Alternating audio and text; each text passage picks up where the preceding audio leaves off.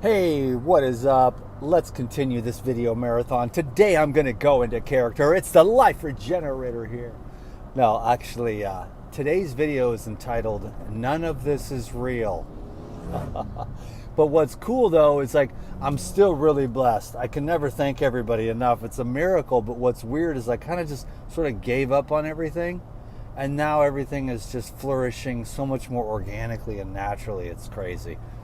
Coconut thing's going good. The consults are blowing up. The retreats are booking up. I mean, I'm just excessively, overly, abundantly blessed.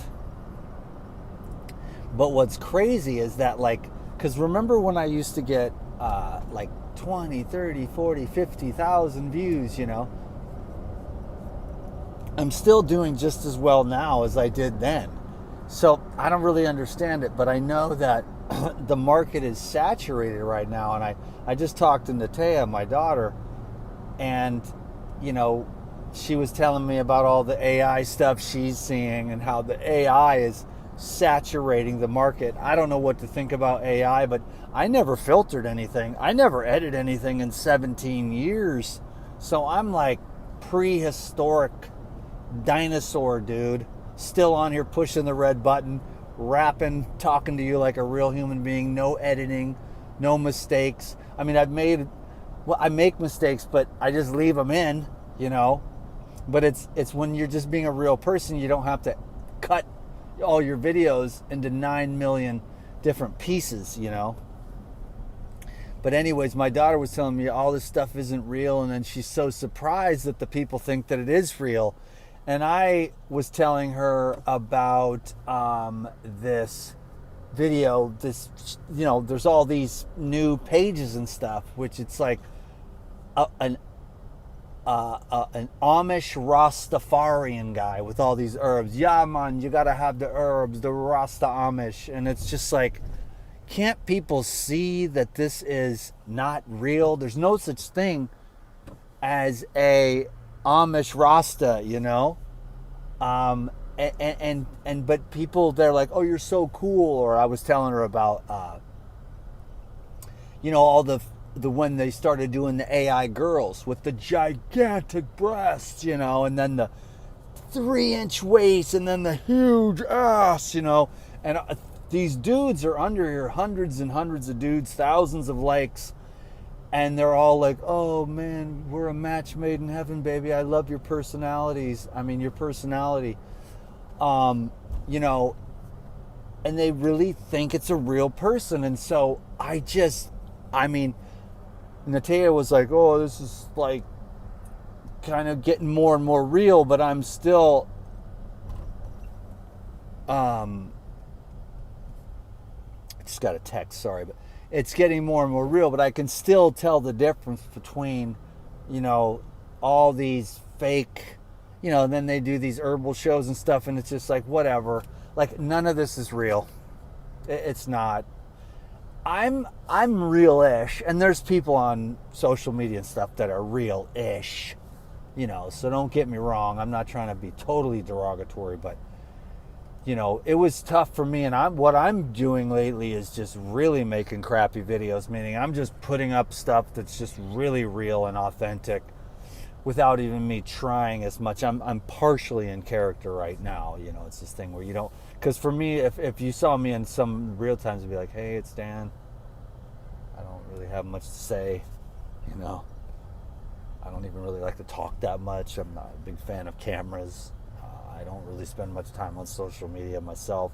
It used to be cool when it was tight-knit and you knew your people, but now it's all these strangers and stuff, and it's like whatever is popping off in the algorithm, so it has to be more and more and more and more crazy. And so mine are kind of boring, and some of them are educational though, but my message has basically not changed, but it's stayed the same. Like, go get some sunlight, go outside, it's good for you. Don't wear sunscreen. Someone asked me, do you wear sunscreen? Like, I have never wore sunscreen in my entire life, not once, because the sun is the giver of all life. And if you need to protect yourself from the sun, you need to ask yourself why that is. Like, if you can't be exposed to the one thing that gives life on planet Earth, then it's really likely that you're doing something wrong. And what it is it's the fake plastic artificial food that then creates and leaves artificial residues in the body. And the sun is a major purifier. But since I've been on Whole Foods for like 33 years and stuff, I mean, I started juicing and I still ate the cheeseburgers and stuff from Dick's and everything. But then over time, if you drink juice every day, you start to just go, wow, you know, these cheeseburgers and stuff, they don't, after you've drank juice for a few days or whatever, and then you go to Dick's and get a cheeseburger, you're just like, oh, wow, you get the sense of it. And then over time, I just read all these books, and it was like Whole Foods, Paul Pritchford, Whole Foods for Healing. I'm not a huge fan of Chinese medicine. I'll take all the good stuff about the Chinese medicine, and I'll take the good stuff about Ayurveda, but I won't take the raw foods is bad for you, because how could that be, since everything on this planet is 100% raw foodist? It's just that humans are the most adaptable creatures, but they're also kind of the weakest because of all the agriculture and now the highly processed. So there's no vigorousness within the human being anymore, you know, to be able to withstand the heat and the cold by eating the natural food, which then would make it so that your skin can handle the sun. You know, because the green plants, the chlorophyll, you know, the green plants don't burn, you know, they adapt, you know, and so you would too, but everything is so fake. There you go again, like the humans are fake, so they got to have the fake skin color protectant when you should have. So basically, like, the sunblock comes from within, from with your diet and your solar callus too. And I'm not saying that, you know, white redheaded people way up north in Switzerland are bad people. They just need to work on their solar callus and their diet too. And I've realized people don't think I'm stupid or something. They're like, all you do is just you live in Hawaii and you never worked a day in your life. That's white privilege. But no, man, I've lived in Seattle, and I made a video this morning talking about how I lived off apples when I was in Washington most of this winter in the Olympic National Park, just climbing mountains every day. I just lived off these apples that were $1.89 a pound for 3 months. And I just bought bag after bag after bag, and I would juice them, you know, with carrots and ginger, and that kept me warm. The ginger, if I got cold, even after a long day of being out on the mountain, I would just use the ginger, you know, and I'd put that in the carrot apple ginger juice. And I ate the apples. I would get this sprouted nut butter with, and then I'd get raisins, and I would just have apples with a little bit of nut butter and just dip that in some raisins, and that's what I lived off. So when I was in Washington and apples were popping off the trees, these Evercrisp apples, $1.89 a pound, there was several other types of apples that were also okay, but these Evercrisp apples, they were gigantic apples, and they were just so sweet and so crunchy, such a great texture, and so affordable. So people can make excuses, but what I'm saying is that if I'm in Washington, I'll find a way to eat raw food, you know, pure, wholesome, natural food. It's not that hard, but we make excuses, and no one's more of a food addict than me. I'm at the higher end of it, there's no doubt, but food is the hardest addiction of all, 100%, because about 97% of humanity has no clue. And then even all the influencers and the nutritionists, they have no clue. None of this is real. We're kind of like breatharians that just got, our nervous systems got addicted to the stimulation, moderation, and sedative type properties of food, you know? So we have these sedative type foods where you're like, oh, turkey and mashed potatoes, and you're like laying there in a coma. Then you got to have a cigar and a cup of coffee to wake you up. And so our nervous system is on this roller coaster of consumption. And then what happens is if you're fasting like 12 hours, 16, 18 hours, then your body starts to detox and your stomach starts to rumble. But you ask yourself, am I hungry? It's like, no, but you have the stomach grumbles. and maybe even you say, I got low blood sugar, but no, that's actually just low blood oxygen, because now your body is starting to detoxify all the bacon and all the fake stuff, and it starts going into the bloodstream and into the kidneys to be processed, and the body's always trying to get rid of it, but in the process of getting rid of it, it goes into the bloodstream and starts pumping through, and then you feel kind of sluggish. But then if you eat, it pushes all that back in, stops the detoxification process, and now starts the process of absorption and digestion again. So we always have to be in a state of digestion so that we're not in a state of elimination, which you can get a little queasy, a little weak, a little weird feeling, but it's not hunger. So there's a whole nother level, and I'm the worst of all because I was addicted to everything, and the final thing is just food. And I mean, if you saw the food I eat, like, I hate you, Dan McDonald. Like, I eat really clean. Like, I'm not trying to brag. I just worked really hard to get to a place where habitually I just, naturally choose really good food. But it doesn't mean my way is the perfect way or anything. I'm just trying to do my best, because I want to feel good, and I want to be happy, and I want to be healthy, and so I just keep on trying to do my level best, and I like being a little bit thinner. I don't want to be bulky. I don't want to work myself out to death. You get to be my age and you just want to be able to have energy and flexibility, and not so much of the ups and downs of super heavy lifting to have huge muscles and stuff like that. What you're going for is just to feel good and functional every day. And so with yoga, a little bit of weightlifting, wholesome foods. I like the raw foods. The living foods is the best. I'm a real live food enthusiast. I try to go out and for breakfast, I'm on a liquid diet. So for breakfast, which was around probably 2:30, I was walking in Lahui because I was waiting for the market to open so I could buy watermelons. And I walked across this tree, and there was a bunch of mandarins right there at the golf course, and nobody ever picks them because I used to live in that neighborhood, and I knew those trees were there, and I was walking by just killing time waiting for the market, and I was like, well, I'll go down there, and I grabbed the mandarins. They were delicious, and I just juiced them in my mouth and spit out the pulp. And so I'm still on the liquid protocol, but that's living food, and that's what I'm going to emphasize over and over again, because that's really where you make the difference. Not even raw food, but but the thing is I don't want to make anyone ever feel bad. And number two, I don't think that that's the only one right way to live. I don't believe in a species-specific diet. That sounds all nice to sell niche market products and stuff like that. But our species-specific diet is whatever the hell you can get your hands on to survive another season. So that's ridiculous. Everyone has to just start accepting that, I like the carnivore diet, or I like the raw diet, or I like the vegan diet, or I like the pescatarian diet. But you can't say, all these other idiots are wrong. They're 11% fat. They're going to die because they're wrong. It should be 10%. 80-10-10 from Doug Graham is a great example of how do you quantify?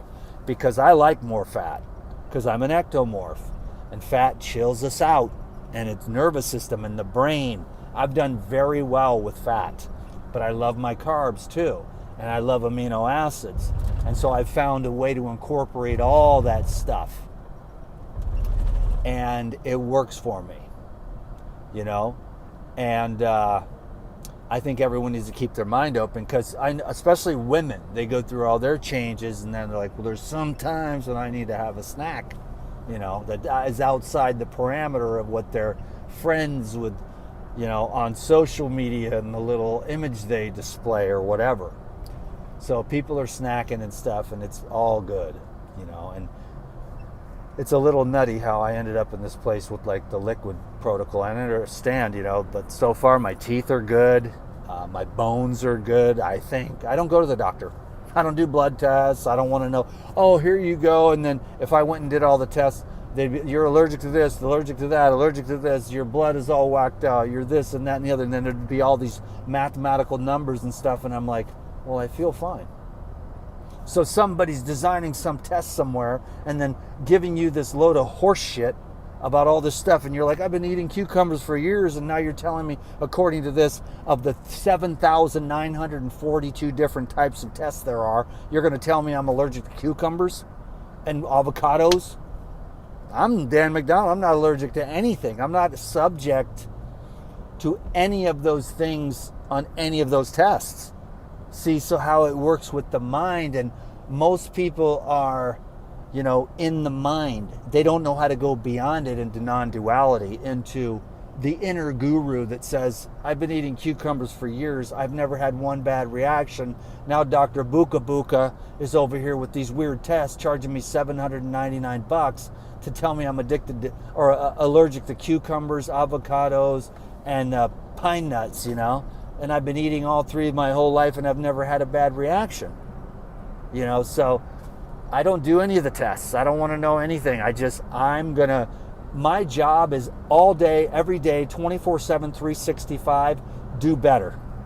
And you know what you need to do, but you got to just do it. And that's the thing, your insides are telling you what to do, but your mind, oh, that was my spot.